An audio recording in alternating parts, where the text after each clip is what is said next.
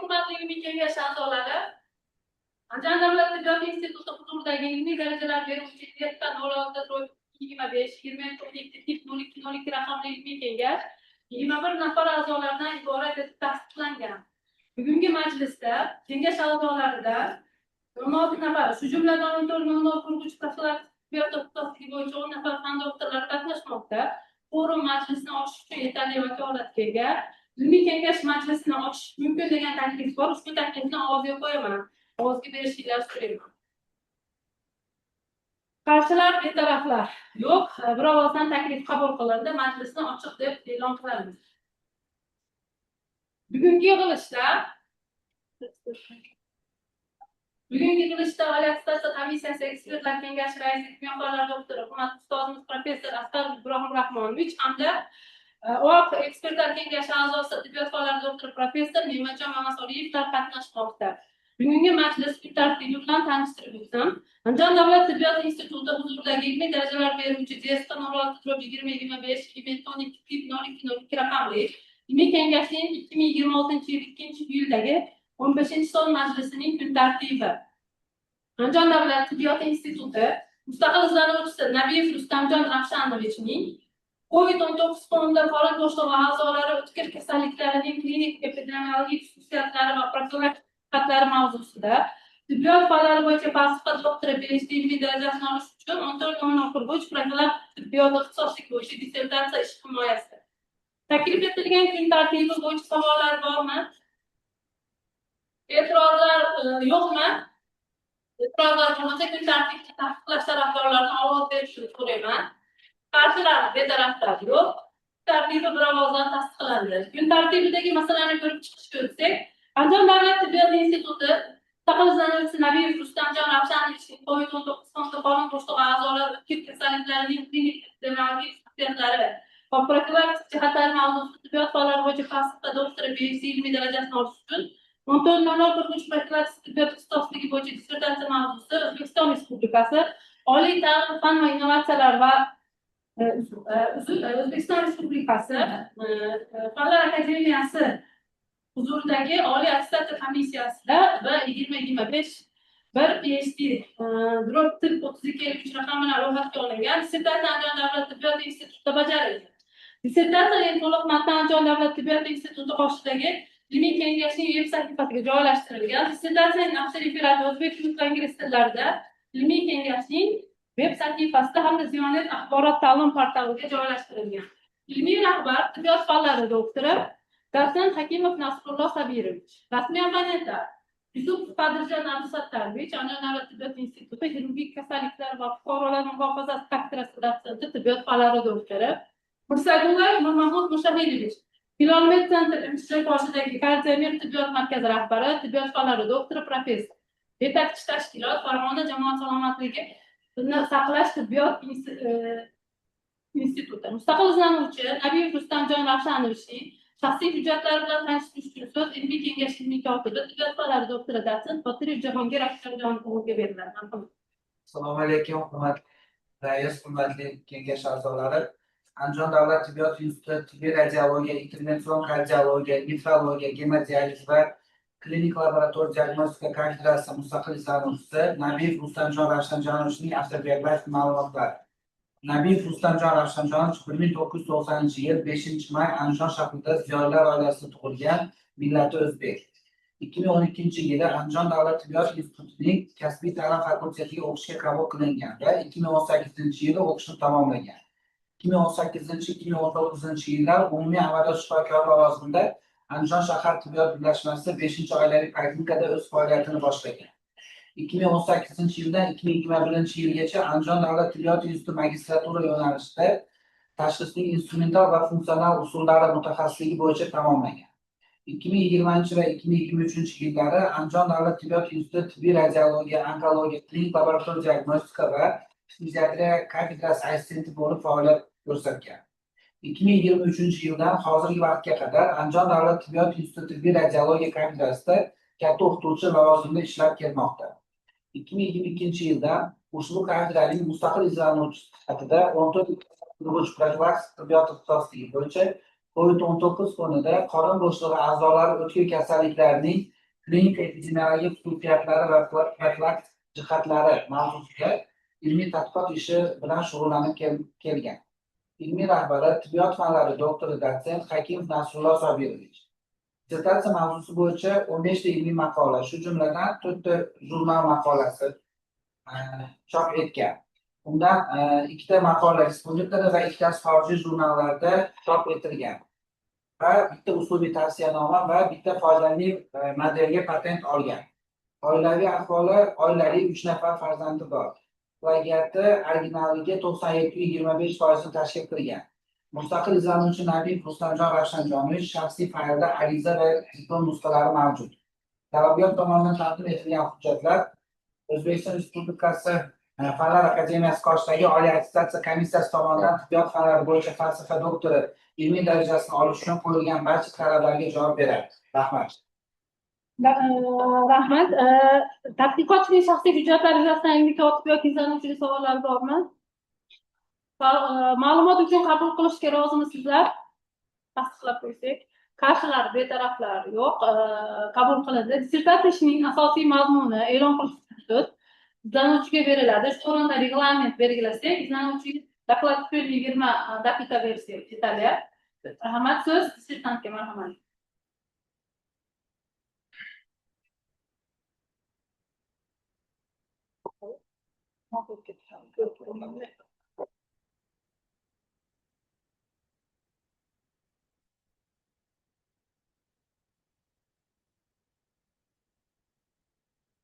Assalomu alaykum, hurmatli rais, Milliy kengash a'zolari va qatnashchilar.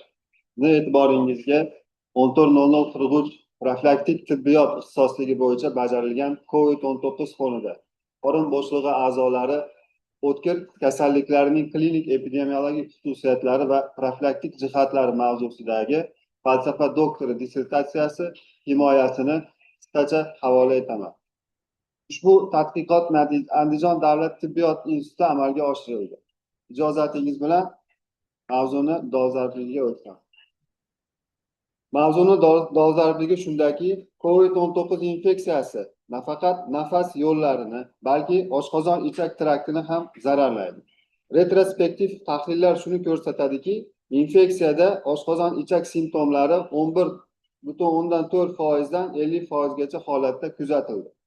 10.890 bemorni qamrab olgan 47 ta tadqiqotning meta tahlili shuni ko'rsatadiki, bemorlarni jigar fermentlarini oshishi 16% gacha aniqlangan. Eng muhimi, o'zbek populyatsiyasi hududiy xatar omillarining o'tkir kasalliklar rivojlanishi ta'siri ancha yuqori bo'lgan. Shunga qaramay, COVID-19 fonida aynan qorin bo'shlig'i a'zolari o'tkir kasalliklarning populyatsiya darajasidagi kompleks klinik epidemiologik tadqiqoti bugungi kungacha amalga oshirilmagan edi. Aynan shu ilmiy bo'shliqni to'ldirish mazkur ishning asosiy harakatlantiruvchi kuchidir. Tadqiqotning maqsadi COVID-19 fonida o'zbek populyatsiyasida qorin bo'shlig'i a'zolarining o'tkir kasalliklari tarqalish chastotasini o'rganish, ularning klinik kechish xususiyatlarini baholash hamda shoshilinch profilaktikasining hududiy jihatlarini aniqlashdan iborat bo'ldi. Ya'ni maqsad 3 ustunga tayanadi. Bular epidemiologik manzara, klinik tavsif va amaliy profilaktika modeliga tayangan holda ish olib borilgan. Tadqiqotning vazifalari: maqsadga erishish uchun 4 ta vazifa belgilandi.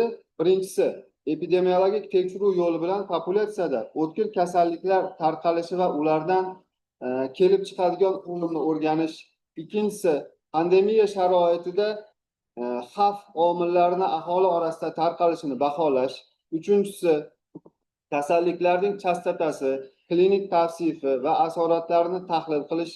To'rtinchisi, Farg'ona vodiysi sharoitida an'anaviy xavf omillari bilan COVID-19 o'rtasida o'zaro bog'liqlikni aniqlash va shu asosida shoshilinch profilaktik modelni ishlab chiqib, uni davolash profilaktika muassasalari amaliyotiga joriy etishdan iborat bo'ldi.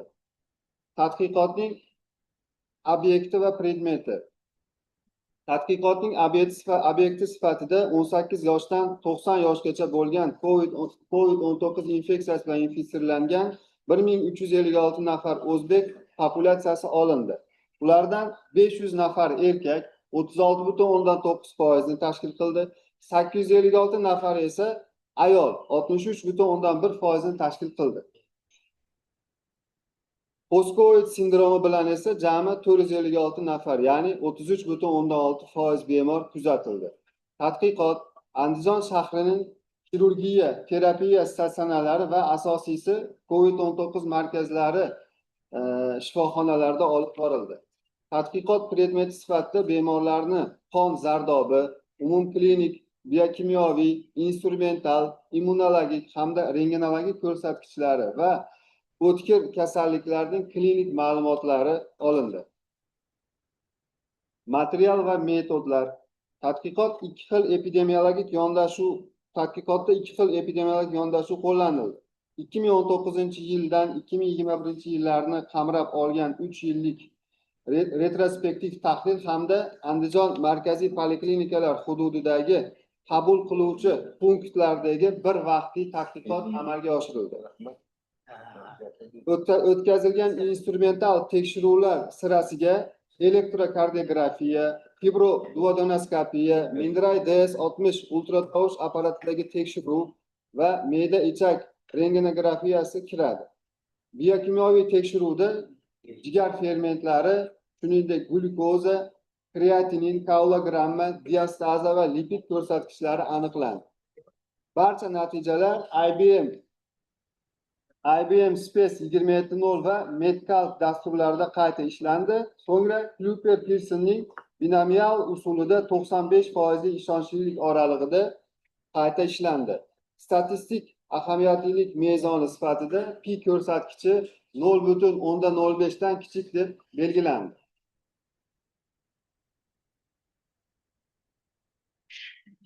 Himoyaga olib chiqilayotgan asosiy holatlar. Himoyaga 4 ta asosiy ilmiy holat olib chiqilmoqda. Birinchisi, COVID-19 va post-COVID sindromi bilan bog'liq o'tkir xirurgik kasalliklarda to'g'ri gospitalizatsiyalash algoritmi shakllantirildi va amaliyotga tatbiq etildi. U IAP 8446 raqamli ixtiro patenti bilan himoyalangan. Ikkinchisi, kasalliklarning rivojlanishi va asoratlanishlariga bog'liq oxirgi epidemiologik nuqtalar hamda umumiy xavf omillarini taqsimlash, tezkor tashxis va prognozlash mezonlari ishlab chiqildi. Uchinchisi, ilk bor tarkibida kversetin turkumidagi tabiiy polifenollar saqlagan kompozitsiyalar yaratildi. Ular virus hujayralari metabolizmdagi siklik reaksiyalarni ingibillash hisobiga asoratlarni oldini olishga xizmat qildi. To'rtinchisi, Farg'ona vodiysi sharoitida o'tkir kasalliklar, ularning an'anaviy xavf omillari va COVID-19 hamda post-COVID sindrom o'rtasidagi o'zaro bog'liqlik isbotlandi.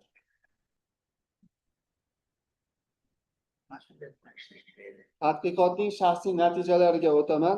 COVID-19 bilan o'zbek populyatsiyasida qorin bo'shlig'i a'zolarining o'tkir xirurgik kasalliklari umumiy 26,7% chastota bilan aniqlandi. Erkaklarda u 28,6%, ayollarda esa 25,7% ni tashkil qildi. Jinslar aro farq statistikasi ahamiyatli emas. Pi ko'rsatkichi chunki 0,05 dan ko'p chiqdi.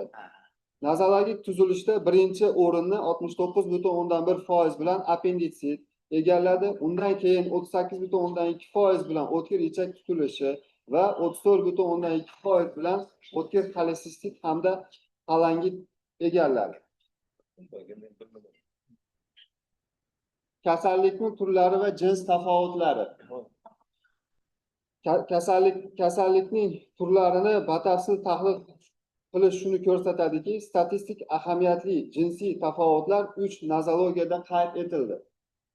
O'tkir xolesistit va xolangit erkaklarda 39,6% bilan ayollardan ishonchli yuqori bo'ldi. Bu yerdagi farq yuqori ahamiyatga ega. Gastroduodenal perforativ yara esa erkaklar populyatsiyasida 8,9% tashkil qildi. Ya'ni ayollarga nisbatan 2 barobar ko'p uchradi. Shu bilan birga o'tkir pankreatit eng kam tarqalgan tur bo'lib, bor yo'g'i 0,67% ni tashkil qildi. Bu ma'lumotlar jins omili ayrim o'tkir holatlarda xavfni belgilovchi mustaqil omil ekanini tasdiqlaydi. Yosh va hududiy tafovutlar, yosh tuzilishi tahlili qiziqarli manzara berdi. Kasalliklarning 53,1% navqiron, 18 yoshdan 44 yoshli populyatsiyagacha deb belgilangan. 46,9% esa gerontologik yoshga to'g'ri keldi. O'tkir qorin sindromining eng yuqori cho'qqisi 22-44 yoshda 51% chastota bilan qayd etildi. Bu mehnatga layoqatli qatlamni xavf ostida ekanligini bildiradi. Hududiy jihatdan eng keskin farq gastroduodenal perforativ yarada kuzatildi. U qishloq populyatsiyasida 81,1%, shahar populyatsiyasida esa atiga 18,9% ni chastota bilan tasdiqladi. Bu farq statistik jihatdan ishonchli. Bu ma'lumotlar profilaktik chora-tadbirlarni aynan qishloq aholisiga yo'naltirish zaruratini ko'rsatadi. Postkovid sindromi va prognozlash modeli. 4-bobda postkovid sindrom bilan aholi populyatsiyasi tahlil qilindi. Bu guruhda ham yetakchi 65,8% bilan appenditsit saqlab qoldi. Uning keyingi o'tkir ichak tutilishi va o'tkir xolesistit keldi. Muhim topilma ma'lumotli darajasini xavf omili sifatida namoyon bo'lishi, o'rta ma'lumotli qatlamda o'tkir kasalliklar chastotasi ishonchli yuqori bo'ldi. Olingan ma'lumotlar asosida prognozlash matematik modeli yaratildi. Unga ko'ra postkovid aholida o'tkir xolesistit, o'tkir ichak tutilishi va asoratlangan churraning kelib chiqishi xavfini ko'pincha yuqori bo'lishiga sabab bo'ldi. Gastroduodenal qon ketish va perforativ yara xavfi esa taxminan 3-6 barobarga past bo'ldi. Ushbu model tezkor xavf stratifikatsiyasiga imkon beradi. Profilaktika modeli va uning samaradorligi. Tadqiqotning yakuniy natijasi sifatida COVID-19 pandemiyasi sharoitida qorin bo'shlig'i a'zolari o'tkir xirurgik kasalliklarni shoshilinch profilaktikasi modeli ishlab chiqildi. Modelni amaliyotga to'laqonli joriy etish uchun 3 ta aniq natija beradi. Birinchidan, erta va sifatli tashxisotni 80% dan ortiqqa oshiradi. Ikkinchidan, ushbu kasalliklarga aloqador COVID-19 va postkovid sindrom asoratlarini 90% dan ortiq bartaraf etadi. Uchinchidan, o'lim xavfini 10% gacha kamaytirishi bilan bu model ilg'or harakat qila oladi. Bu ko'rsatkichlar modelni nafaqat ilmiy, balki amaliy jihatdan ham yuqori samaradorligini isbotlaydi. Natijalarni amaliyotga joriy etilishi. Tadqiqot natijalari amaliyotga keng joriy etildi. Andijon davlat tibbiyot instituti ekspert kengashining 2025-yil 27-yanvardagi qarori bilan uslubiy tavsiyanoma tasdiqlanib, u Respublika shoshilinch tibbiy yordam ilmiy markazi Namangan va Farg'ona viloyatlar filiallarida rasmiy buyruqlar asosida qo'llanilmoqda. Iqtisodiy samaradorlik jihatdan model bir bemor hisobiga 102.415 so'm budjet mablag'ini tejashga imkon berdi. Ijtimoiy jihatdan esa amaliyotchi shifokorlar shu samaradorligini 90% gacha oshirishi isbotlandi. Dissertatsiya mavzusi bo'yicha jami 15 ta ilmiy ish chop etildi. Shulardan 4 ta maqola, 2 ta respublika, 2 ta xorijiy jurnallar hamda bir ixtiro patenti. Natijalar xalqaro konferensiyalarda 6 ta xalqaro konferensiyalarda e'lon qilindi. Ular respublika anjumanlarida muhokamadan o'tdi. Xulosalar.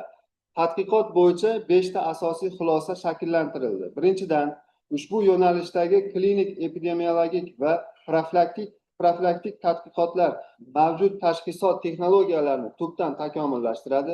Ikkinchidan, o'tkir xirurgik kasalliklar 26,7% chastota bilan aniqlanib, ularning ko'rsatkichlari yosh, jins, etnik va ijtimoiy omillarga bog'liq tafovutlanadi. Uchinchidan, arterial gipertoniya, semizlik, gipodinamiya, chekish va ovqatlanish odatlarini buzish kabi umumiy xavf omillari kuchli ta'sir ko'rsatadi. Klinik tavsif esa 18 barobargacha farqlanadi. To'rtinchidan, post-covid sindrom fonida yetakchilikni appenditsit, o'tkir ichak tutilishi va xolesistit egallaydi. Beshinchidan, ishlab chiqilgan prognozlash va shoshilinch profilaktika modeli tashxisot sifatida kuchaytiradi hamda asoratlarni va o'lim holatlarini kamaytiradi. Amaliy tavsiyalar. Olingan natijalar asosida amaliy tavsiyalar 2 darajada shakllantirildi. Sog'liqni saqlash tizimi darajasida shoshilinch profilaktika modelini birlamchi tibbiy sanitariya bo'g'iniga joriy etish va post-covid sindrom bilan aholini xavf stratifikatsiya asosida dispanserizatsiyadan o'tkazish tavsiya etiladi. Amaliyotchi shifokorlar darajasida esa patent bilan himoyalangan gospitalizatsiyalash algoritmidan foydalanish, prognoz bo'yicha yuqori xavf turlariga o'tkir xolesistit, ichak tutilishi va asoratlangan churraga alohida e'tibor qaratish, profilaktik maqsadda kvarsetin turkumidagi kompozitsiyalarni qo'llash zarur. Ayniqsa xavf guruhlari 22-44 yoshli bemorlar, perforativ yara bo'yicha erkak va qishloq aholisi chuqurroq nazoratga olinishi lozim deb topildi. Xulosa qilib aytganda, ushbu tadqiqot COVID-19 fonida qorin bo'shlig'i a'zolari o'tkir kasalliklarning o'zbek populyatsiyasiga xos klinik epidemiologik manzarasini ilk bor ochib berdi va amaliy ahamiyatga ega profilaktika modelini yaratdi. E'tiboringiz uchun rahmat. Rahmat. Rahmat. Tugagan savol javobga o'tsak, deputatlik kim qo'llari bor?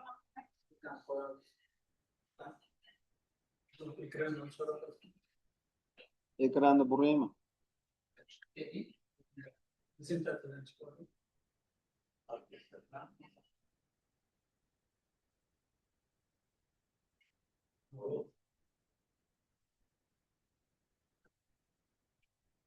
Savollar bormi? Deputatga? Mayli, men savol beraman. Lutfanlarda o'tirib professor, Hurmatli Rustamjon Ravshanjonovich, mana temangiz juda ham chiroyli, aktualniy. Shu ko'proq xirurgiyaga bog'liq. Misol uchun, mana siz xirurgmasiz. Nima sizga talqin berdi shu tema tanlashga? Avvalo rahmat savolingiz uchun ustoz. Bu talqin biz Covid markazlarida ishlaganimizda o'zimiz yosh doktor bo'lib Covid markazlarida faoliyat olib borganmiz. Shu vaqtda Covid-19 kasalligida ko'proq qonni shakli elementlari zararlanishi kuzatildi. Natijada qabulxonamizga qorin bo'shlig'i organlarini o'tkir kasalliklardan shikoyat qiladigan bemorlar ko'payib ketdi. O'yladimki, bu holat demak mezenterik venalarda, ichak tutqichlari arteriyalarida o'sha kasallikni aynan mexanizmi qonni shakli elementlarini zararlash natijasida yallig'lanishni rivojlanishi tez borgan suratda bu holat namoyon bo'lyapti deb o'yladimda, aynan shu temani olib borishga o'zimda qaror topdim. Rahmat. Yana Toliqali. bormi savol beradiganlar? Marhamat, hurmatli rais. Tibbiyot fanlari doktori Battahidov, marhamat. Assalomu alaykum hurmatli rais. Assalomu alaykum hurmatli ilmiy sovet a'zolari, ustozlar. Avvalambor soha mutaxassis sifatida ustoz Nasrullo Sobirovichni dolzarb mavzu bilan tabriklamoqchiman. Rustamjon Ravshanovichga mani bir nechta savollarim bor edi. Marhamat, shuni savollarga javob bersangiz. Birinchi savolim: o'tkir appenditsitning aynan COVID-19 fonida kechishini qanday xususiyatlariga ega bo'ladi? Birinchi savolim. Ikkinchisi, koronavirus infeksiyasida qorin og'rig'i sindromining patogenik mexanizmlari qanday?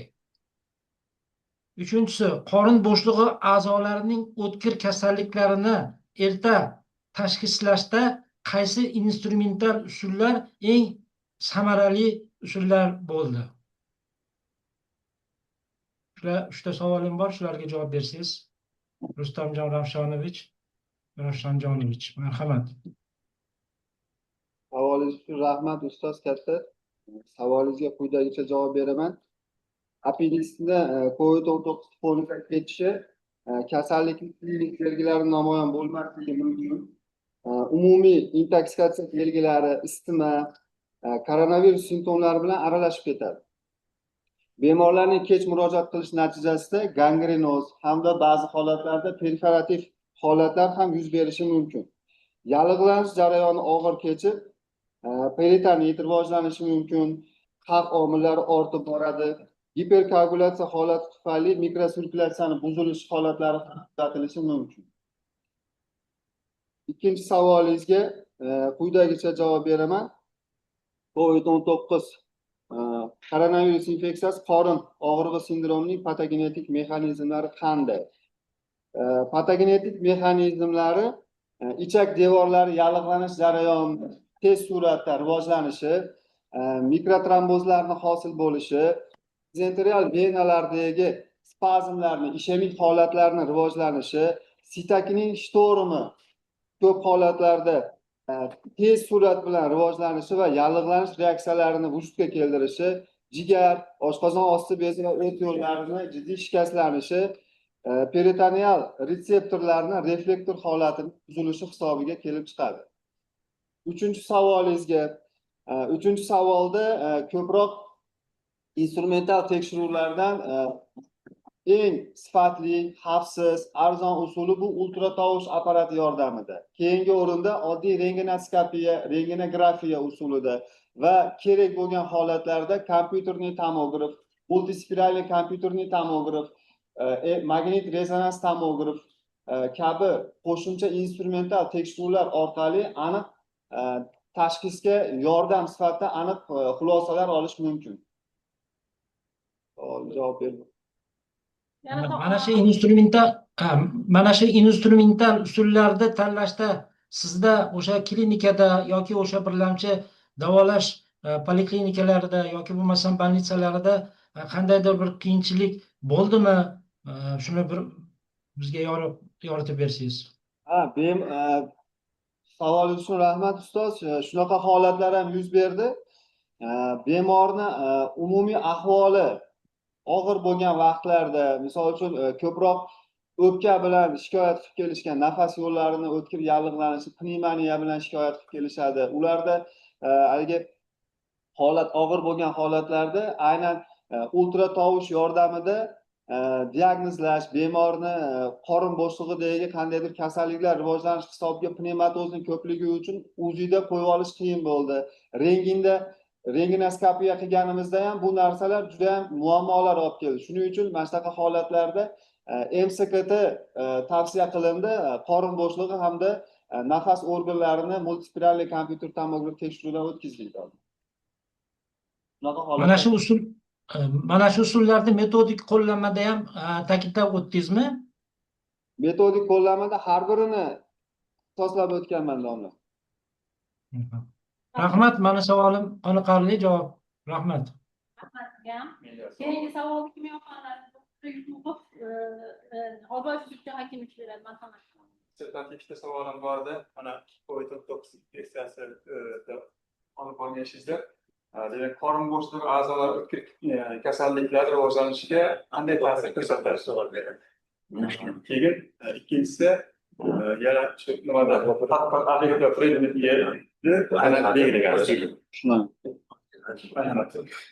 Savolingiz uchun rahmat domla ustoz. Savolingizga birinchisiga quyidagicha javob beraman.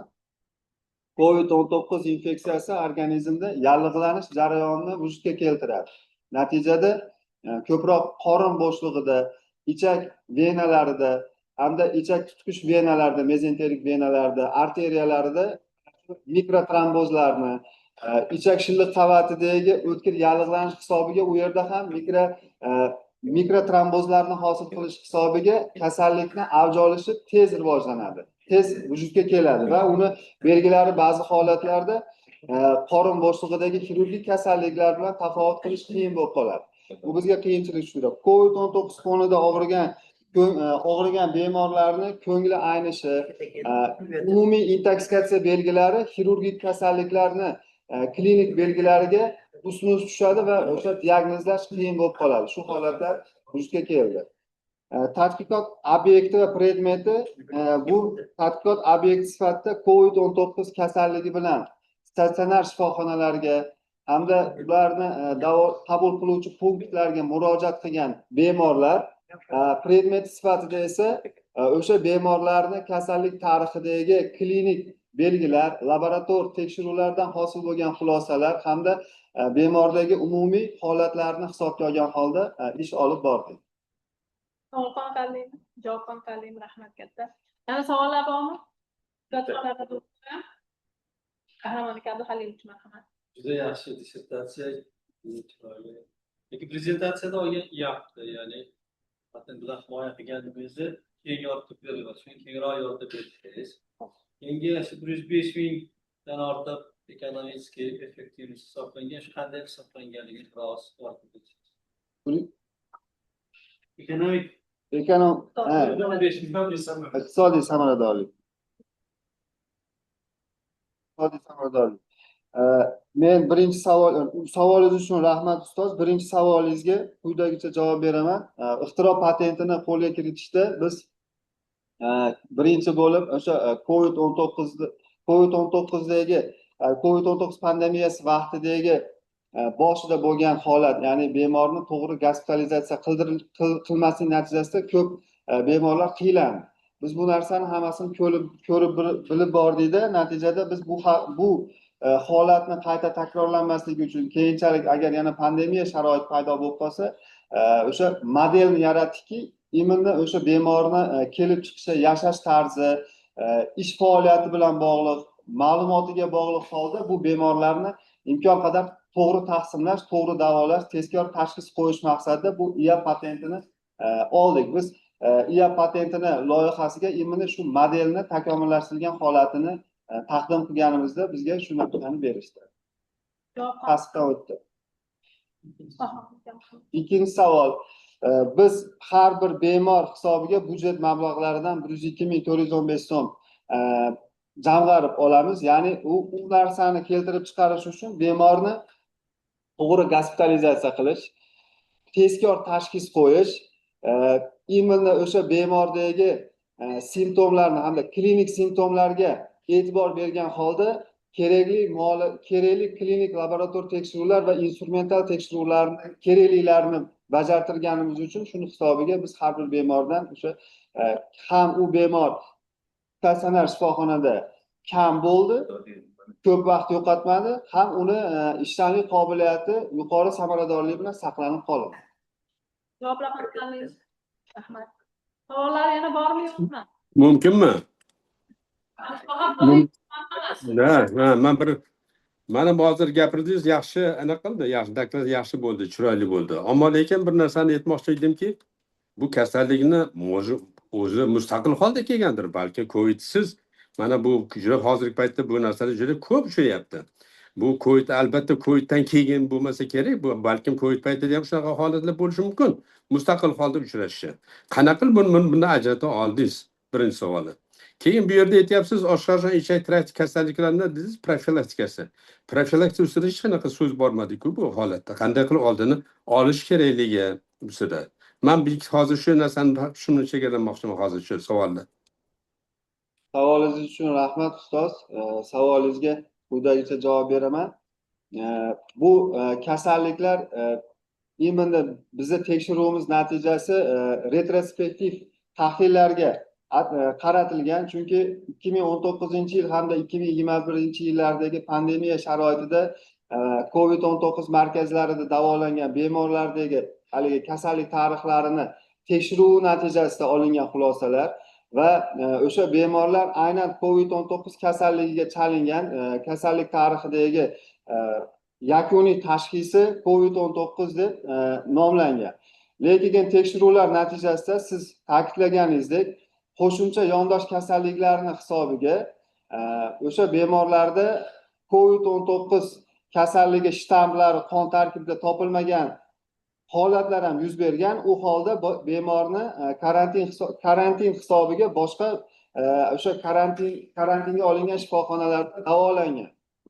Shu bilan ajratib olingan. Biz kasallik tarixiga retrospektiv e'tibor orqali bu narsani ajratib oldik.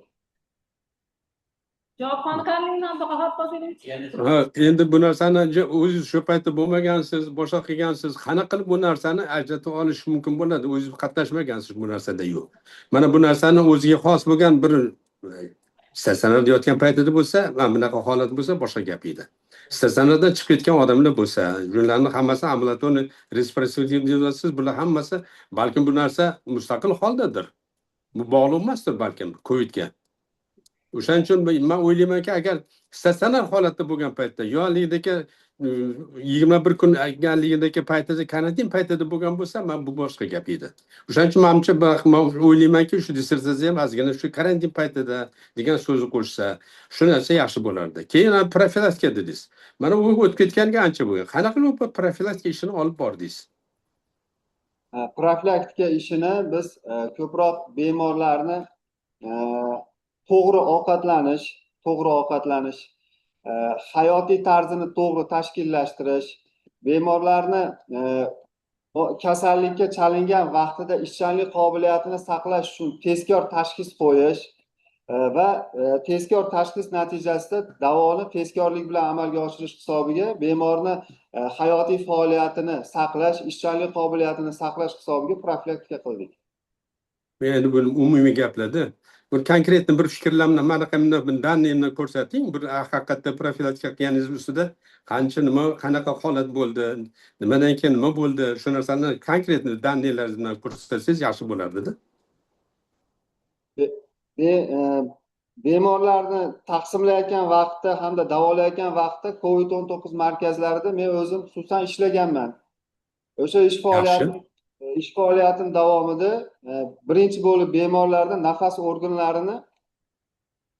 organlarini kasallik hisobiga surunkali holatga o'tib qolish kuzatilgan. Misol uchun pnevmoniya kasalligini turli boshqa turdagi pnevmoniya kasalliklar bilan qo'shilib birgalikda o'pkadagi fibroz to'qimani paydo bo'lish hisobiga ba'zi holatlarda onkologik kasalliklargacha olib borilgan. Biz o'sha holatlarni namoyon bo'lmasligi uchun bemorlarni o'sha vaqtda kerakli chora-tadbirlarni ko'rish orqali profilaktika qilganmiz. Misol uchun reanimatsiyada yotgan bemorni imkon qadar harakatini sustlashtirish, lekin o'pka nafas mashqlarini bajartirish, bemorni qoni shikastlanganligi hisobiga qonni shakl elementlarini rivojlantirish maqsadida ozuqa moddalarining tarkibiga qonni shakl elementlarini ko'paytirish maqsadida kerakli o'sha ozuqa moddalarini qo'shish orqali bemorni profilaktika qilganmiz. Rahmat. Qozirovich. Bunda bo'ladi, mayli. Rahmat. Yana savollar bormi? Yetarli bo'ldi. Yetarli degan taklif tushyapti. Rahmat. Rustamjon, o'tiring. Zirodat ish bo'yicha yetakchi tashkilotning xulosasi va ekspertga kelib tushgan xulosalarni e'lon qilish uchun so'z ilmiy kotib Botirov Jahongir Akramjonga beriladi. Rahmat. Nabib Rustamjon Ravshanjonov dissertatsiya ishi olib borilgan tashkilotning xulosasida yetakchi tashkilot taxrizi va dissertatsiya haftaliklarga kelib tushgan taxrizlar. Birinchi asbobasi Andijon davlat tibbiyot institutida 30-yanvar 25-iyul kuni profilaktik tibbiyot muammolar hayotida birinchi sonli majlisda bo'lib o'tgan. Rais tibbiyot fanlari doktori professor Mamasoliev Ne'matjon Soliyevich, litsenzentlar Andijon davlat tibbiyot instituti tibbiy radiologiya kafedrasi mudiri, tibbiyot fanlari nomzodi dotsent Madumarova Zarnigor Shuhratovna, ikkinchi litsenzent Andijon davlat tibbiyot instituti tibbiy radiologiya, intervension kardiologiya, nefrologiya, gemodializ va klinik laboratoriya diagnostika kafedrasi dotsenti, tibbiyot fanlari nomzodi Sobirov Akramjon Akbarovich bo'lgan. Ularda dissertatsiya ishi mazmuni, ko'lami va tadqiqot darajasi bo'yicha O'zbekiston Respublikasi Oliy attestatsiya komissiyasining dissertatsiyalar qo'yiladigan talablarga to'liq javob beradi va tibbiyot fanlari bo'yicha falsafa doktori ilmiy darajasini olish uchun keyingi muhokama bosqichlariga taqdim etilishi mumkin. Ikkinchi muhokama 2026 yil 29 apreldagi 18 sonli yig'ilishda bo'lib o'tgan. Rais kimyo fanlari doktori professor Qirg'izov Shahobiddin Mirzarayevich bo'lgan. Tahlilchilar tibbiyot fanlari doktori dotsent Bokirov Jahongir Akramjon o'g'li, ikkinchi tibbiyot fanlari nomzodi Yo'ldashev Rafik Nomanovich bo'lgan.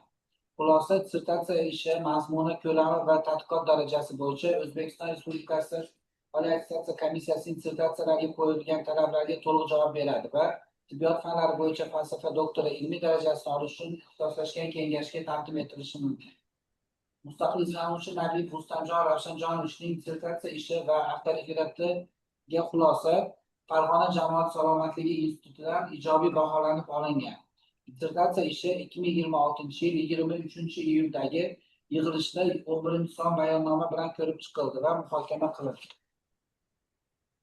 Xulosa Nabiyev Rustamjon Ravshanjonovichning COVID-19 fonida qorin bo'shlig'i a'zolarining klinik epidemiologik xususiyatlari va profilaktik jihatlari, kontrol ixtimoq qiluvchi profilaktik tibbiyot ixtisosligi bo'yicha tibbiyot fanlari bo'yicha falsafa doktori ilmiy darajasini olish uchun bajargan dissertatsiya ishi dolzarb va tugallangan ilmiy ish hisoblanib, ilmiy yangiliklari mavjud va amaliy ahamiyatga ega. Dissertatsiya ishi O'zbekiston Respublikasi Fanlar akademiyasi qoshidagi Oliy attestatsiya komissiyasining falsafa doktori, tibbiyot fanlari bo'yicha falsafa doktori ilmiy darajasini olish uchun qo'yilgan talablarga to'liq javob beradi. Muallifning o'zi esa bu unvonni olishga loyiq talabgordir deb baholangan. Avtoreferat va dissertatsiyaga kelib tushgan tahlillar soni 6 ta, chet eldan 3 ta, respublikadan 3 ta, barchasi ijobiy, kamchiliklar yo'q. Shuning uchun ularga to'xtalib o'tirmasam, ruxsat bersanglar. Rahmat. Dissertatsiya ishi bo'yicha yetakchi tashkilotning xulosasi avtoreferatga kelib tushgan xulosalar bo'yicha ilmiy kotibga savollar bormi? E'tirozlar bo'lmasa, fikr mulohazalar va e'tirozlar yo'q bo'lsa, muhokamaga o'tsak.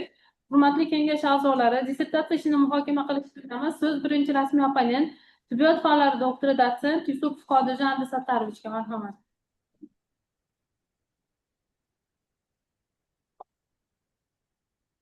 Assalomu alaykum, hurmatli rais, hurmatli seminar a'zolari. Avvalambor ushbu ilmiy ishga taqriz berishni menga topshirganlar uchun ishonchingiz uchun minnatdorman. Dissertatsiya ishi tibbiyot fanlari bo'yicha falsafa doktori ilmiy darajasiga talabgor Nabiyev Rustamjon Ravshanjonovning 14.0043 profilaktik tibbiyot ixtisosligi bo'yicha bajarilgan COVID-19 fonidagi qorin bo'shlig'i organlarining klinik epidemiologik xususiyatlari va profilaktik jihatlari mavzusidagi dissertatsiyasiga taqizni e'tiboringizga havola qilaman. Mavzu haqiqatan ham dolzarb. Mana COVID-19 paytida biz xirurglar bilamiz, misol uchun juda ko'p bemorlarda bu o'tkir xirurgik qorin bo'shlig'i a'zolarining o'tkir xirurgik kasalliklari atipik tечениеga aylanib keldi. Diagnoz qo'yish undan ham qiyin. Mana shu bitta voqeani aytib beray, Nasrat Sabировich. O'zimizni dotsent, pediatr, oddiy yaxshi bilasiz. Shu qorin bo'shlig'ida og'rib, isitma shu bilan bir nechta xirurgiyalarda yotgan. O'zimizning dotsentimiz. Keyin bu xirurgiyada yotgan oxiri Anvar G'afarchi kelib, bizni xususiy больницаga yotgan. Men ash kuni leksiyonni ko'nim ko'rmadim, Anvar akam Qodirjon ko'rsin degan ekan. Ko'rmadim, ketdim, ertasi kuni yana leksiyam bor, ketasan, ko'rdingizmi? Falonchi yotibdi dedi. Kirib ko'rsam yotibdi endi. Qo'lpaqani semizlik. Ko'rsam peritonit. 3 ta studentskiy peritonit. Tili quruq, puz, shasti, qorin defans. Tushdim, Anvar G'afarchiga aytdim. Tezda skoriy pomosh chaqiring. Endi o'zimiz institut xodimi qayerga mashq xirurgiyadan mashq odamlarni qo'ldan keladi, ashlarni jo'natdi. Действительно ketdim men leksiyaga, keyin kechqurun Anvar akaga telefon qildim. Nima bo'ldi haligi desam, bo'ldi, sizlarga skoriy chaqirdim, jo'natdim, ashi xirurg operatsiya qiladigan xirurgni ham topdim dedi. Keyin bir kun o'tdi, men yo'lda ketyapsam, Mamatov Baxtiyor nima qo'lni ko'tarib, Qodir aka to'xtang. Keyin Qodir aka jo'natgan odamni operatsiya qildik dedi. Bugun ko'rdingizmi, kecha nima qilmabdi desam, ular ham shu ikkilanishib qoldi. Действительно COVID ham o'tkazgan haligi. Shu nimada nima ekan deb so'rasam, laparotomiya qilishgan, appendis samo amputatsiya bo'lib, brujna postda suzib yurgan ekan. Перетань. Хорошо, что hayotga qaytdi shu nima. Endi bu yigitni mavzusi juda ham aktualni bilinib turibdi. Endi mavzuni dolzarbligi to'g'risida butun dunyo, jumladan Yevropa mamlakatlari, Rossiya, AQSh va Xitoydagi dastlabki bajarilgan registrlar populyatsiyasi xususiyatlari, yoshi bo'yicha jinsiy epidemiologik tafsirlanishga ko'ra boshqacha bo'lgan. Eng muhim tafovutlanish shundaki, o'zbek populyatsiyasida xuddi hududiy xatar omillarini o'tkir surunkali infeksion kasalliklarning rivojlanishiga ta'siri ancha katta bo'ladi. Jahon etiologik agenti COVID-19 kasalligi organizmdagi turli xil patologiyalarni o'rganish bo'yicha ko'plab tadqiqotlar olib borilmoqda. Ushbu patologik belgilarni, shu jumladan gastrointestinal belgilari, patogenetik mexanizmlari, tashxisoti, davolash va retsidivlarning oldini olish bilan bog'liq muammolar ko'rib chiqarilgan. Xorijiy tadqiqotchilarning fikriga ko'ra, aholi populyatsiyasi COVID-19 bilan kasallanish pasayish darajasi jahon tibbiyot jamiyatining tomonidan ko'plab harakatlar talab qiladi. Shunga qaramasdan kasallikning yakuni uchun bashoratli mezonlar, shuningdek tashxisotning samarali usullari, kasallikning oldini olish usullari ishlab chiqilmoqda. COVID-19 bilan o'zbek populyatsiyasi qorin bo'shliq a'zolarining o'tkir kasalliklari, klinika epidemiologik va shoshilinch tezkor profilaktikasi xususiyatlari bo'yicha yagona fikr mavjud emas. O'tkazilgan tadqiqotlar shuni ko'rsatadiki, COVID-19 infeksiyasi bilan bog'liq noxush epidemiologik vaziyat hisobga olib, COVID infeksiyasining o'tkazilgan mijozlarda komorbid kasalliklarning dinamikasini tahlili va unga bag'ishlangan xalqaro registr tashkil etilgan. Ushbu registrda alohida xavf omillari, semizlik, chekish, spirt ichimliklari qabul qilish va arterial gipertenziya, keksalik yoshi va surunkali infeksion kasalliklar og'ir kechishi va o'lim bilan yakunlanish oqibatlari rivojlanish xavfiga ta'sirlarini o'rganilgan. Muhim dolzarb masala COVID virusi bilan infeksiyalangan infeksion patologiyalarni kelgusida kechishi ta'sirlari tahlil qilingan. Registrga kiritilgan populyatsiyaga xos jihatlari tasdiqlangan. Nisbatan kichik yosh ayollarda ko'pchilikni tashkil qilishi, polimorbidlik va qandli diabetning ikkinchi turi, semizlik, arterial gipertenziya hamda surunkali buyrak yetishmovchiligi o'lim xavfini rivojlanishiga ko'proq ta'sir qilishi ushbu registr uchun xosligi qayd etilgan.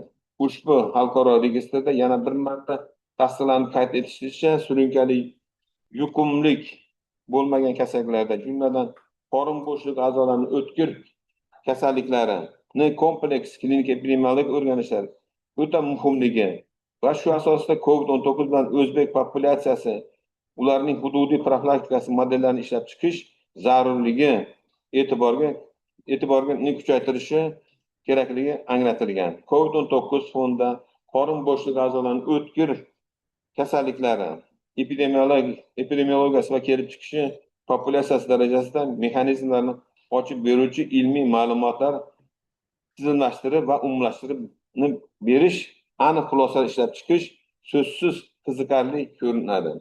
Bunday tadqiqotlar hali amalga oshirilmagan. Qorin bo'shlig'i a'zolarining o'tkir kasalliklari 10 yillar davomida o'sib bormoqda. Unga aloqador o'tkir qorin va anesteziologik hamda jarrohlik xavfini yuqoriligini saqlab kelmoqda. Ularga quyidagilar kiritiladi: o'tkir appenditsit, alangit bilan kechuvchi xolesistit, o'tkir pankreatit, oshqozon ichakdan qon ketish, o'tkir ichak tutilishi asoratlangan churra va gastroduodenal perforativ yaralar shular jumlasidandir. Qorin bo'shlig'i a'zolarining o'tkir xirurgik kasalliklariga kiruvchi ushbu kasalliklarning Jahon sog'liqni saqlash tashkiloti ma'lumotlariga ko'ra 60-70 yoshdagi yer aholisi har 4-chisida topiladi. COVID-19 bilan populyatsiya mijozlari mavjud. Shoshilinch kasalliklarni erta aniqlash, profilaktikasi va davolash natijalarini yaxshilash zamonaviy fan va amaliyotning eng muammoli masalalardan biri bo'lib qolmoqda. Mamlakatimizda ushbu masalalar COVID-19 fonida aholida yetarlicha yechim topilmay kelmoqda. COVID-19 fonida o'zbek populyatsiyasi qorin bo'shlig'i a'zolarining o'tkir xirurg kasalliklari populyatsiyasida klinik kechishi xususiyatlari va tarqalishi bo'yicha ma'lumotlarni topilmadi. Bunday natijalar O'zbekiston hududida olinmagan. Tadqiqotning ilmiy yangiligi shundan iboratki, COVID-19 pandemiyasi vaqtida gipodinamika, ortiqcha tana vazni va semizlik kabi xatar omillar sabab jinsga, yashash tarzini, ish faoliyatini va yoshiga bog'liq holda kasallanish xavfi omillari sababi o'limning yuqori ko'rsatkichlarda ekanligini retrospektiv statistika tahlil natijalarida aniq tahlillarni ko'rsatishi orqali profilaktik maqsadda to'g'ri gospitalizatsiya algoritmi shakllantirilgan va amaliyotga tatbiq etilgan. Dissertatsiyaning ishi yetarli miqdorda klinik kuzatuvlar, laboratoriya va funksional tekshiruvlar natijalariga asoslangan. Olingan natijalar statistik jihatdan ishonchli bo'lib, muallif xulosalar va amaliy tavsiyalarni to'liq tasdiqlaydi. Ilmiy ishning amaliy ahamiyati shundaki, ishlab chiqarilgan tavsiyalar pandemiya davrida davolash muassasalariga tatbiq qilinsa, albatta ijobiy natijalarga erishiladi. Ishning nazariy va amaliy ahamiyati. Tadqiqot natijalari ilmiy ahamiyati COVID-19 bilan o'zbek populyatsiyasida skrining mohiyati, prognostik va preventiv mazmunli tadqiqotlarga ilk poydevor rolini o'ynab ahamiyat kasb etishi va bu borada ilmiy ishlarning keng ko'lamda rivojlanishiga yo'l ochib berishi bilan izohlanadi. Tadqiqot natijalari amaliy ahamiyati quyidagilar bilan izohlanadi. Ushbu tadqiqot birinchidan natijalari bo'yicha yaratilgan qorin bo'shlig'i a'zolarining o'tkir kasalliklari profilaktikasi modeli COVID-19 asosiy ushbu kasalliklarni barvaqt sifatli tashxislash 80% ga yetib oshiriladi. Ikkinchidan, kutilgan operatsiya davr va undan keyingi asoratlar 90% gacha bartaraflanadi.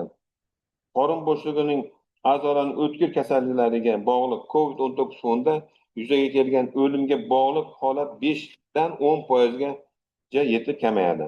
Yaratilgan profilaktik texnologiyalar sifati va post-COVID sindrom bilan aholiga barvaqt tibbiy yordam ko'rsatish sifati 55 dan ortiq yo'nalishlarda klinik xirurgik, prognostik, preventiv, profilaktik, farmakoepidemiologik, farmakonazorat sifatlari yaxshilanadi. Tadqiqotning ishonchliligi, ishda qo'llanilgan statistik usullari va yetarli miqdordagi klinik kuzatuvlar, muallif tomonidan nashr etilgan ilmiy maqolalar Oliy attestatsiya komissiyasi ro'yxatida nufuzli jurnallarda nashr etilgan. Dissertatsiyaning mazmuni qisqacha tasvirlanadi. Kirish qismi olib borilgan tadqiqot dolzarbligi va zarurligi, maqsadi va vazifalari tasvirlangan. Tadqiqot obyekt va predmet batafsil bayon etilgan. Uning respublika fan va texnologiyalar taraqqiyoti ustuvor yo'nalishlariga mosligi keltirilgan. Tadqiqotning ilmiy yangiligi va amaliy natijalari bilan olingan natijalar ishonchliligiga asoslangan. Ularning ilmiy va amaliy ahamiyatini ochib berilgan. Tadqiqot natijalari, amaliyot joriy qilinishi, ishlarning aprobatsiyasi natijalari, nashr qilingan ishlar va dissertatsiyaning tuzilishi bo'yicha ma'lumotlar keltirilgan. Dissertatsiyaning COVID-19 fonida aholining qorin bo'shlig'i a'zolarining o'tkir kasalliklari shakllanishi, klinika epidemiologik jihatlari hamda profilaktika usullari, zamonaviy yondashuvlari deb nomlangan birinchi bobda mahalliy va xorijiy tadqiqotchilarning ma'lumotlariga asoslangan COVID-19 bilan populyatsiya qorin bo'shlig'i a'zolarining o'tkir kasalliklarining rivojlanish mexanizmlari, ushbu kontingentga mansub aholi qorin bo'shlig'i a'zolarining o'tkir kasalliklarining shakllanishiga erta tashxislash va profilaktikasi, klinik epidemiologik xususiyatlari, alohida qorin bo'shlig'i a'zolarining o'tkir kasalliklarining fikringga donadolagi tezkor plastikasiga oid istiqbolli yo'nalishlar zamonaviy qarashlar keltirilgan. Dissertatsiyaning ikkinchi bobida tadqiqot jalb qilingan aholi populyatsiyasining umumiy tasnif va qo'llanilgan tekshiruv usullari deb nomlanadi. Dissertatsiya batafsil tasnif hamda qo'llanilgan usullar haqida ma'lumotlar bayon etilgan. Dissertatsiyaning 3-bobida COVID-19 bilan o'zbek populyatsiyasi qorin bo'shlig'i a'zolarining o'tkir xirurg kasalliklari epidemiologiyasi. O'rganilgan COVID-19 bilan o'zbek populyatsiyasi qorin bo'shlig'i a'zolarining o'tkir xirurgiy kasalliklari 26,7% tashkil qiladi. Dissertatsiyaning post-COVID sindrom bilan aholi populyatsiyasi qorin bo'shlig'i a'zolarining o'tkir xirurgiy kasalliklari epidemiologik klinik tasniflari deb nomlangan 4-bobda post-COVID sindrom bilan aholi populyatsiyasi qorin bo'shlig'i a'zolarining o'tkir xirurgiy kasalliklari epidemiologik klinik tasniflari bayon etilgan.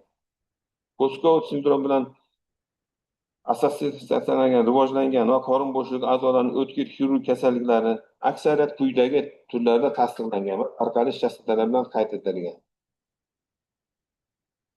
Ushbu dissertatsiya ishi Andijon shahridagi jarrohlik terapevtik statsionalarida Respublika shoshilinch tibbiy yordam ilmiy markazida Andijon filiali, Andijon viloyat ko'p tarmoqli shifoxonasida hamda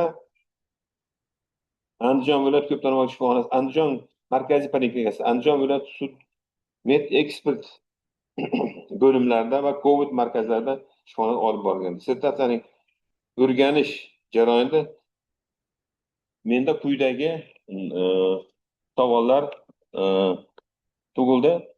Birinchidan, muallif tomonidan taklif etilgan shoshilinch profilaktik model ish faoliyatini qanday amalga oshiriladi? Ikkinchi savol. Retrospektiv tekshiruv vaqtida eng ko'p uchragan yondosh kasalliklar natijasida o'lim holati ro'y berdimi? Uchinchidan, COVID-19 kasalligining rivojlanishida yoshga oid cheklovlar mavjudmi? Yozyapsan-a? Tekshiruvlaringiz natijasida eng ko'p uchragan xatar omillar kasallangan jins vakillari qaysilar va ularning o'lim holatlari yuz berganmi? Birinchi savol. 5. Dissertatsiya va avtoreferatning ayrim sahifalarida orfografik xatolar mavjud. Endi hurmatli rais, misol uchun mana orfografik xatolar bor. Nima uchun oldin biz dissertatsiya qilganimizda dissertatsiyani oldin sanoqingiz bilasizmi? Misol uchun Moskvada qilsangiz, albatta dissertatsiyani bir doktor non filologga borib berardi-da. Va fon tekshirib beradi. To'g'rimi? Fon tekshirib, bir varaqaga 1 so'mdan olardi shu paytda. Shuni so'zni mazmunni yo'qotmasdan o'zgartirib beradi. Endi biz filolog emasmiz, ko'p xatolar bo'lishi mumkin. Shuning uchun shuni biz tashkil qilishimiz kerak. Qanday bir filolog bo'lsa, dissertatsiyani filolog tutish kerak.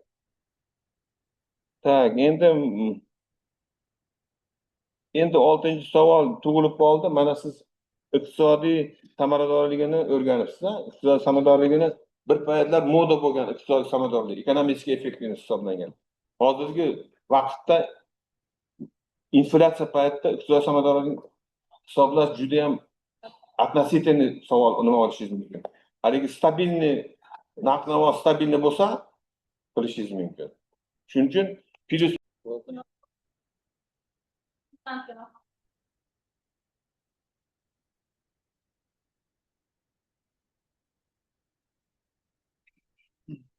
Rahmat, hurmatli Qodirjon Sattorovich, qimmatli vaqtingizni ayamay bizning ilmiy ishimizni sinchiklab ko'rib, chiqib o'z mulohazalaringizni berganingiz uchun savollaringizga quyidagicha javob beraman. Birinchi savolingizga muallif tomonidan profilaktik model haqida bizni taklifimizga binoan shoshilinch profilaktika model ishlab chiqilgan. Modelda bemorlarni taqsimlashda ijtimoiy kelib chiqishi, bemorni klinik holati, yashash tarzi, ish faoliyati hamda mehnatga layoqatli holatlar, ya'ni yosh hisobidagi holatlar ko'zda tutilgan. Shu asnoda biz modelni rivojlantirganmiz, yaratganmiz. İkinci savolingizga o'taveraymi? Okey. Ikkinchi savolingizga retrospektiv tahlillar shuni ko'rsatadiki, eng ko'p duch kelingan yondosh kasalliklar bular yurak ishemik kasalliklari, qandli diabet, surunkali nafas a'zolari kasalliklari hamda biliard tizimli surunkali kasalliklariga duch kelindi. Bular holatida o'sha o'lim holatlari yuz bergan holatlarni ham ko'rdik. Yoshga doir cheklovlar bormi? Keyingi savolingiz. Yoshga doir cheklovlar bor. COVID-19 pandemiyasi vaqti 2019-yil hamda 2021-yillarda bo'lib o'tgan bo'lsa, o'sha tahlil natijasida bemorlarni ko'proq 18 yoshdan gerontologik yoshgacha bo'lgan shaxslarda kuzatilgan. O'spirin hamda kichik yoshdagi bolalarda kasallik simptomlari hamda belgilari kuzatilmagan. Keyingi savolingiz, tekshiruvlarimiz natijasida eng ko'p uchragan xatar omillari kasallik jins vakillari va ularda bo'ladigan o'lim holatlari. Eng ko'p uchragan xatar omillari bu ortiqcha tana vazn, semizlik, gipodinamik holatlar, noto'g'ri ovqatlanish, inson uchun zararli bo'lgan odatlar va bularning natijasida o'sha og'ir holatlar berganligini ko'rdik. Javoblar qoniqarlimi hozir katta? Qoniqarli.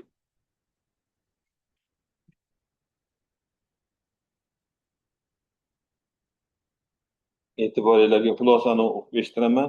Tibbiyot fanlari bo'yicha falsafa doktori, ilmiy darajasiga talabgor Nabiyev Rustamjon Ravshanjonovichning 14.00.43 profilaktik tibbiyot ixtisosligi bo'yicha bajarilgan COVID-19 fonida qorin bo'shlig'i organlarining klinik epidemiologik xususiyatlari va profilaktik jihatlari mavzusidagi dissertatsiya ishini yakunlangan, tugallangan va o'z ilmiy yechimini topgan ish deb hisoblash mumkin.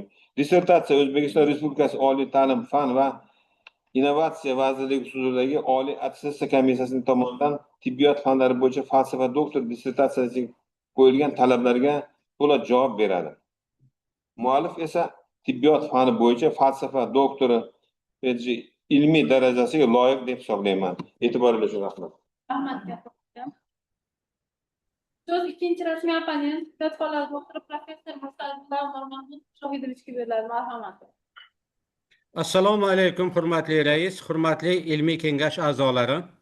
Tibbiyot fanlari bo'yicha falsafa doktor PhD ilmiy darajasiga talabgor Nabiyev Rustamjon Ravshanjonovichning 14.00.43 profilaktik tibbiyot ixtisosligi bo'yicha bajarilgan COVID-19 fonida qorin bo'shlig'i organlarining klinik epidemiologik xususiyatlari va profilaktik jihatlarida mavzusidagi dissertatsiyaga mening taqrizim. Taqdim etilgan dissertatsiya ishi butun dunyoda va O'zbekistonda aynan mazkur yo'nalishda populyatsiya darajasida keng tarqalgan kasalliklarni oldini olish va barvaqt tashxislash, nozologik profilaktika tizimini isloh qilish borasida katta ishlar amalga oshirilmoqda. Xususan O'zbekiston Respublikasi Prezidentining 2022 yil 28 yanvardagi PF60 sonli 2022-2026 yillarga mo'ljallangan yangi O'zbekistonni taraqqiyot strategiyasi to'g'risidagi farmonda shu kabi muhim vazifalarni bajarish ustuvor vazifa qilib qo'yilgan.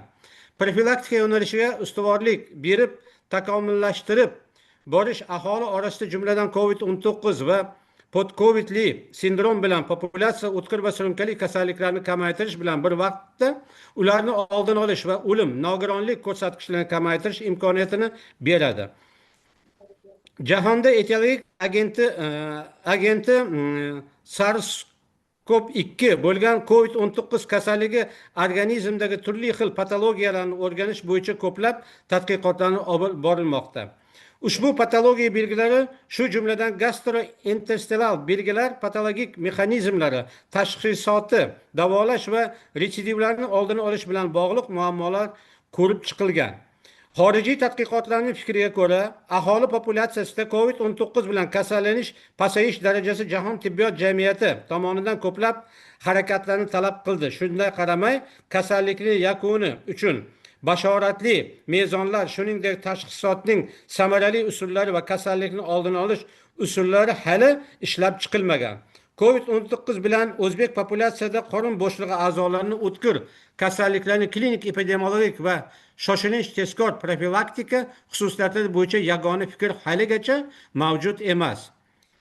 Tadqiqotning ilmiy yangiligi shundan iboratki, COVID-19 pandemiyasi vaqtida gipodinamiya, ortiqcha tana vazn va semizlik kabi xatar omillari sabab jinsga, yashash tarziga, ish faoliyatiga va yoshiga bog'liq holda kasallanish xavf omillari sabab o'lim yuqori ko'rsatkichlarda ekanligini respektiv statistik tahlil natijalarida aniqlangan. Aniq tashxislarni ko'rsatkichlar orqali profilaktik maqsadda to'g'ri gospitalizatsiyalash algoritmi shakllantirilgan va amaliyotga tatbiq qilingan. Dissertatsiya ishi yetarli miqdorda klinik kuzatuvlar, laboratoriya va funksional tekshiruv natijalari asoslangan. Olingan natijalar statistik jihatdan ishonchli bo'lib, muallif xulosalar va amaliy tavsiyalarni to'liq tasdiqlaydi. Ilmiy ishning amaliy ahamiyati shundaki, ishlab chiqilgan tavsiyalar pandemiya davrida davolash muassasalarida tatbiq qilinsa ijobiy natijalarga erishilgan. Hurmatli rais, mendan oldin Qodirjon Abdusattarovichni dissertatsiya boblariga mukammal to'xtalganligi bois xulosa qismini o'qishga ruxsat bersangiz. Rahmat. Ko'rib chiqilgan tadqiqot ishi bo'yicha dissertatsiya bilan tanishish jarayonida menda quyidagi savol va takliflar paydo bo'ldi. Birinchisi, COVID-19 kasalligi ko'proq ayollarda uchrashi ta'kidlangan. Aytingchi, ko'proq qaysi xatar omillari sabab asoratlanadi? Ikkinchisi, ushbu asoratlarni oldini olishda qaysi profilaktik choralarni qo'llash maqsadga muvofiq? Uchinchi savolim, qo'llanilgan profilaktik choralarning inson hayotiga ta'sir natijasi qanday bo'ladi? Ulguryapsizmi? Ulguryapman. Demak, uchinchisi, qo'llanilgan profilaktik choralarning inson hayotiga ta'siri natijasi qanday bo'ladi? Va to'rtinchisi, COVID-19 va post-COVID kasalligi vaqtida bemorlarni qanday taqsimlab gospitalizatsiya qildingiz? Savollarga javob berganingizdan so'ng men xulosani o'qiyman. Marhamat, javob berish uchun dissertatsiya. Rahmat, hurmatli Mirmahmud Mirshohidovich, qimmatli vaqtingizni ayamasdan bizga dissertatsiyamizga o'z fikrlaringizni bildirganingiz uchun. Savollaringizga quyidagicha javob beraman. Birinchi savolingizga, COVID-19 kasalligi ko'proq ayollarda uchrashini ta'kidlaganmiz. Buning sababi ayollardagi gipodinamiya, ortiqcha tana vazn, semizlik, noto'g'ri ovqatlanish, turli xil yengil tayyor bo'ladigan ovqatlarni iste'mol qilish hamda ularni doimiy harakatini sust bo'lishi ta'kidlab o'tilgan. Ikkinchi savolingizga javob beraman, domla. Asoratlarni oldini olishda biz bir vaqtli tadqiqot usulidan foydalandik. Bu kasallikni erta aniqlash, to'g'ri gospitalizatsiyalash, oldini olish, klinik ma'lumotlar asosida tezkor tashxis qo'yish va davolashdan iborat bo'lgan. Keyingi savolingizga javob beraman, ustoz. Qo'llanilgan profilaktik choralar inson hayoti ta'siri natijasi bemordagi surunkali holatlar, kasalliklarni erta aniqlash va uni erta reabilitatsiyalashtirishdan iborat. Ishchanlik qobiliyatini saqlash, hayotiy zarur organlarni ham saqlash bu kabi insonni sog'lig'ini saqlashdan iborat bo'lgan. Keyingi savolingiz, COVID-19 va post-COVID kasalligi vaqtida bemorlarni qanday taqsimlab gospitalizatsiya qildingiz? Bemorlarni klinik tahlillari, instrumental va biokimyoviy tahlillarga asoslangan holda bemorning umumiy holati, yashash tarzi, yoshi, ish faoliyat turi qo'yilgan aniq tashxis hisobiga bemorni to'g'ri gospitalizatsiyalashtirildi. Rahmat, savollarimga qoniqarli javob berdingiz. Xulosa qismiga o'taman.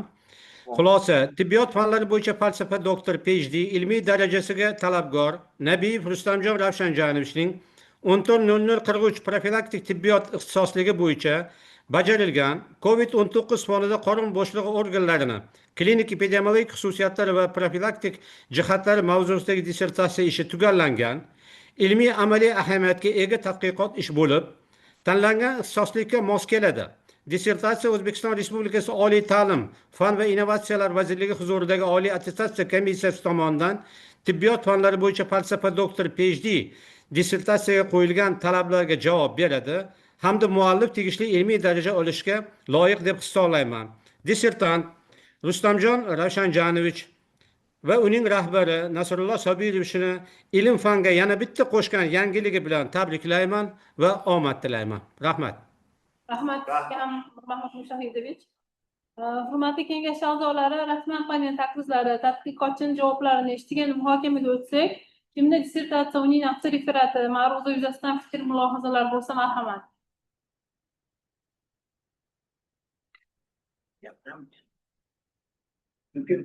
Marhamat, tibbiyot fanlari doktori, professor Sohidin Xotin. Bilamizki, dunyo bo'yicha keng tarqalgan COVID infeksiyasi tibbiyotda ko'pgina muammolarni keltirib chiqardi. Bunda ko'pgina organizmda ko'pgina a'zolarda ko'pgina salbiy o'zgarishlar yuzaga keldi. Shuning uchun bu muammolarni o'rganish doimo dolzarb masala bo'lib kelgan. Dissertatimiz tomonidan shu post-COVID sindrom bilan assotsiatsiyalangan va rivojlangan qorin bo'shlig'ining o'tkir kasalliklari 28% tashkil etdi. Bu ham oz prosent emas. Shuning uchun bu muammolardan o'rganish, uni erta tashxislash, buni salbiy omillarni keltirib chiqarish sabablarini o'rganish, erta tashxislash, kechishini o'rganish masalalari ham dolzarb hisoblanadi. Dissertantimiz bu masala bo'yicha kasallikni kelib chiqishi, kechishi va erta tashxislash bo'yicha ishlab chiqqan modelni amaliyotga qo'llash albatta o'zini ijobiy natijasini beradi. Kasallik barvaqt aniqlanadi hamda kasalliklarning asoratlari va o'limini oldini olishga, kamaytirishga yordam beradi. Shuning uchun men bu rasmiy opponentlarning fikrlariga to'liq qo'shilaman, xulosalariga va dissertantga omadlar tilayman. Katta rahmat. Rahmat. Yana so'zga chiquvchilar bormi?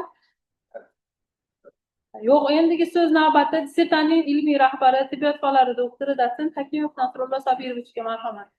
Assalomu alaykum, hurmatli ustozlar, a'zolari. Avvalo, barcha bugungi muhokamada qatnashgan ustozlarga o'zimizni katta minnatdorchilik bildiraman. Chiroyli muhokama o'tdi.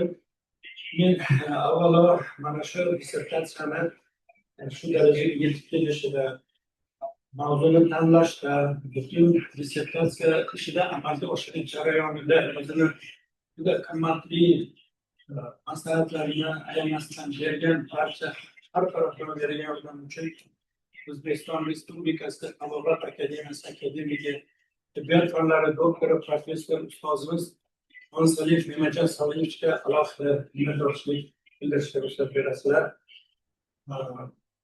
Bu kishini bizga bergan o'rniklari, maslahatlarini iloji boricha qo'limizdan kelgancha bajarib, mana shu darajaga yetib keldik. Shuning uchun ustozga kelgusi ishlarda ham salomatlik umid qilaman. Albatta, hurmatli ustozlar, Abdusobirovga, hurmatli rasmiy hamyurtlarimiz Botajon Abdusobirovichga, hurmatli Mushohidovichga, kengashimiz raisi Irodaxon Yusupovga, kengashimiz mana ilmiy kotibi Jahongir Akramovichga ham alohida o'zimizni minnatdorchilik bildiramiz, chunki ular shu jarayonda barcha hujjatlarni texnik tomondan juda katta ko'mak berdilar. Endi men dissertatsiya haqida gapirib o'tirmayman, buni o'zinglar muhokamada chiroyli fikrlashdik. Endi dissertant, ya'ni biz shogirdimizga nisbatan fikrimni aytmoqchi bo'lsam, bu shogird hozirgi zamonaviy yoshlarni yaqqol bir namoyandasi desam bo'laveradi. Ya'ni bilimga chanqoqligi, intiluvchanligi, har bir berilgan topshiriqlarga mas'uliyat tanlash bilan alohida bir o'rnak ko'rsatadi. Men mana shu bitirgandan beri magistraturani bitirib, radiologiya bo'yicha butun tashxisot usullarini vizualizatsiya, programmani ham bilgan, bular hammasini mukammal egallagan klinik Demak, kelgusida ham mana shu kasalliklarni erta tashxisot aniqlashda bularni xizmati juda katta bo'ladi. Bundan tashqari kafedramizni sog'liq sifatida ham pedagog sifatida juda yetuk inson hisoblanadi. Men bu shogirdimizni kelajakda umid qilaman. Albatta bu ishlarni davom ettirib, doktor ishlarini ham amalga oshirib yetuk bir olim bo'lib yetishadi degan umid qilaman.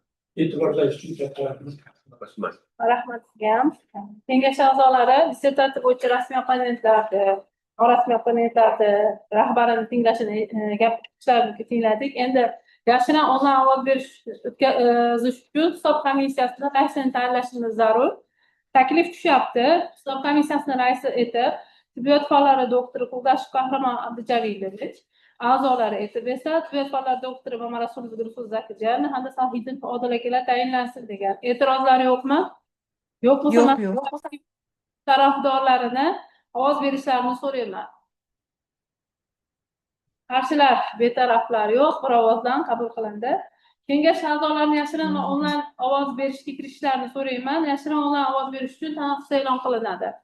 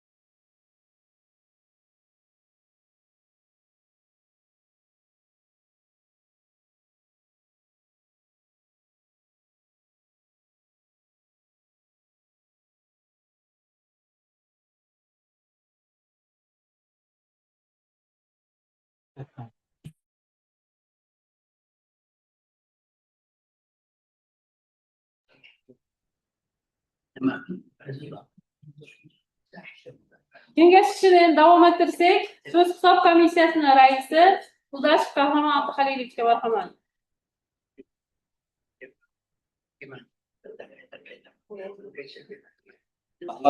Hurmatli rais, hurmatli kengash a'zolari, Ilmiy kengashimiz tarkibi 21 kishidan iborat etib tasdiqlangan. Ilmiy kengashda 16 ta a'zosi ishtirok etdi. Ulardan ko'rib chiqilayotgan dissertatsiya profili bo'yicha 10 ta fan doktori ishtirok etgan. Onlayn ovoz berish natijalari. Turli fanlar nomzodi PhD sin darajasini berish uchun to'g'risidagi ariza uchun Nabiyev Rustamjon Rahmonjonov ovoz berdi. 15 ta, ulardan rozi 15 ta, qarshilar betaraflar yo'q. Ilmiy kengashda ilmiy rahbari a'zo bo'lganicha ovoz bermadi. Shu sababli 15 kishi ovoz berdi, 100%. Rahmat. Hisob komissiyasini raisiga savollar bormi? Yo'q. Bo'lmasa, rahmat. Hisob komissiyasini bayonnomasini ochiq ovoz berish bilan tasdiqlashimiz zarur. Mazkur taklif tarafdorlaridan ovoz berish kerak. Man tarafdorman. Ko'rinmay qoldi. Tarafdorman. Qarshilar betaraflar yo'q. Rahmat.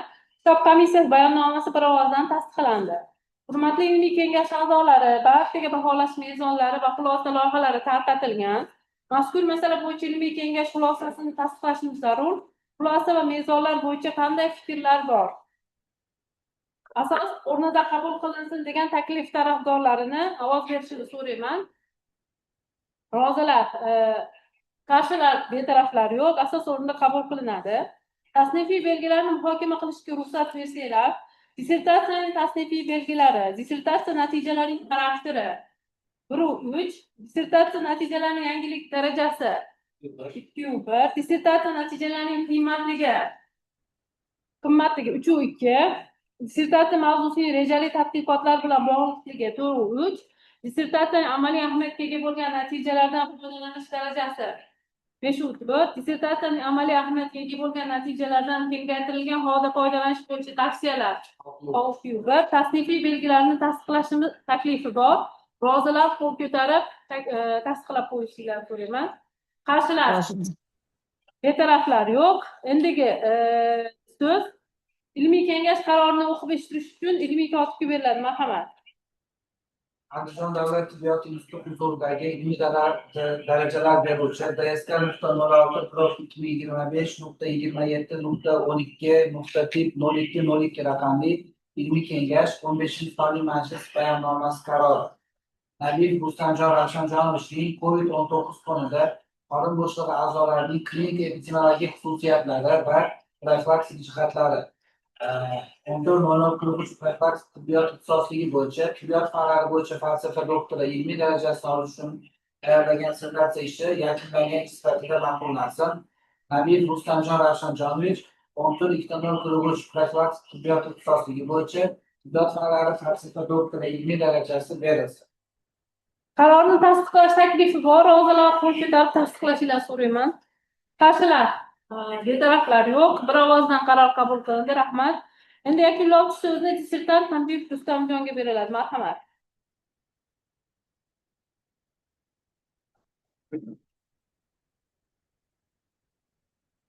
Bugungi ishtirokchilarga o'z minnatdorchiligimni bildiraman.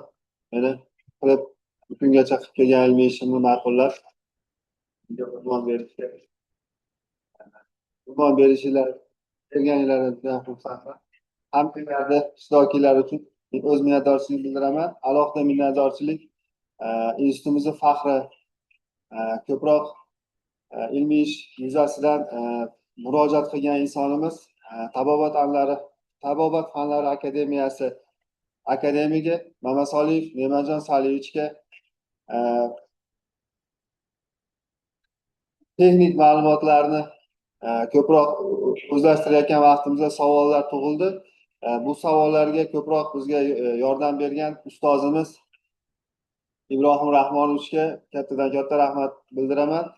Ularning shogirdlari Mirjalol Mo'minovga ham o'z minnatdorchiligimni bildiraman. Iroda Yusupovna, Jahongir Akramovichga ham o'z minnatdorchiligimni bildiraman. Doimo bizni qo'llab-quvvatlab, ilmiy ishdagi kamchilik va nuqsonlarni o'z vaqtida ko'rsatib bartaraf qilishga juda ham katta yordam berishdi.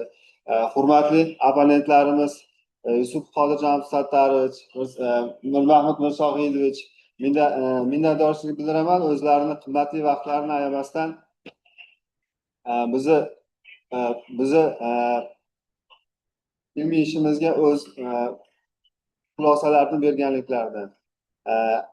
Eng muhimi meni ustozim, ilmiy rahbarim Meni shu institutni bitirganimdan to shu kungacha meni yetaklab, o'z panasida olib, menga o'z bilimlarini berib, hayot so'qmoqlaridan qanday o'tishligini o'rgatgan va doim duoda bo'lgan Jonajon ustozim, bitta meni ustozim emas, bizni kafedramizdagi hamma assistentlarning ustozi, doimo faxrimiz, institutimizni ham faxri, ustozim tibbiyot fanlari doktori, dotsent Hakimov Nasrullo Sobirovichga chuqur minnatdorchilik bildiraman. Dissertatsiya ishimda ham, hayotiy saboqlaringizda ham doimo bundan keyingi ishlarimda ham boshimizda turib, yaxshi ishlarni amalga oshirishimizda doim ko'makdosh bo'lasiz degan umiddaman. Sog'ligingiz barqaror bo'lsin, doimo boshimizda shunaqa bizni yetaklab yurish nasib qilsin ustoz. Rahmat katta. Rahmat sizga. Sizlarning nomingizdan Nabiyev Rustamjon Ravshanovичga hamda rahbari tibbiyot fanlari doktori Zatan Hakimov Nasrullo Sobirovichni muvaffaqiyatli himoya bilan tabriklayman. Kengashimizni esa ajoyib himoya bilan muborakbod etaman. Shuning bilan himoya tugadi, kun tartibi ham tugadi. Mazkur yig'ilishni o'tkazish bo'yicha savollar bormi? Yo'q.